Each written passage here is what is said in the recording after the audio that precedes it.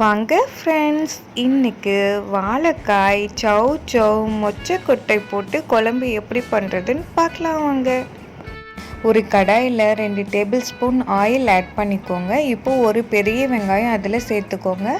5-6 பல்லு பூண்டு சேர்த்துக்கோங்க. இப்போ ரெண்டையும் நல்லா வணக்குங்க.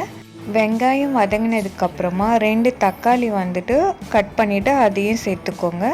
இப்போ தக்காளி நல்லா வதங்கட்டும்.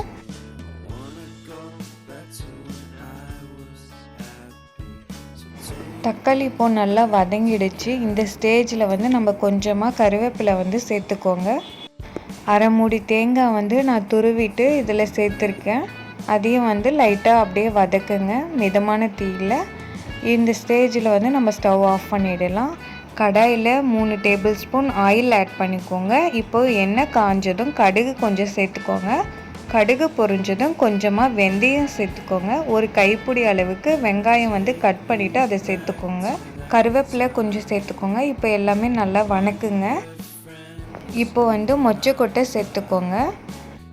சௌ ஆட் பண்ணிக்கோங்க. இல்லைனா உங்களுக்கு கத்திரிக்காய் பிடிக்கும்னா கத்திரிக்காயும் இதில் ஆட் பண்ணிக்கலாம். இல்லைனா உருளைக்கிழங்கு ஆட் பண்ணிக்கலாம். இதெல்லாம் இந்த குழம்புக்கு நல்லா டேஸ்ட் கொடுக்கும். மஞ்சள் தூள் 1/4 டீஸ்பூன், 2 டேபிள் ஸ்பூன் மிளகாய்த்தூள், வீட்டு மிளகாய்த்தூள், 2 டேபிள் ஸ்பூன் மல்லித்தூள் எல்லாம் சேர்த்துட்டு குழம்புக்கு தேவையான அளவு கல்லுப்பு சேர்த்துட்டு நல்லா வணக்குங்க.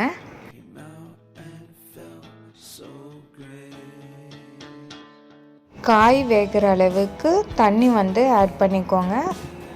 2 டம்ளர் தண்ணி நான் ஆட் பண்ணியிருக்கேன். இப்போ நான் ஒரு வாழைக்காய் கட் பண்ணிவிட்டு இதில் ஆட் பண்ணிக்கிறேன். ஏன் இப்போ ஆட் பண்ணுறேன்னா வாழைக்காய் சீக்கிரம் வெந்துடும். அதனால் இந்த ஸ்டேஜில் நான் ஆட் பண்ணிக்கிறேன்.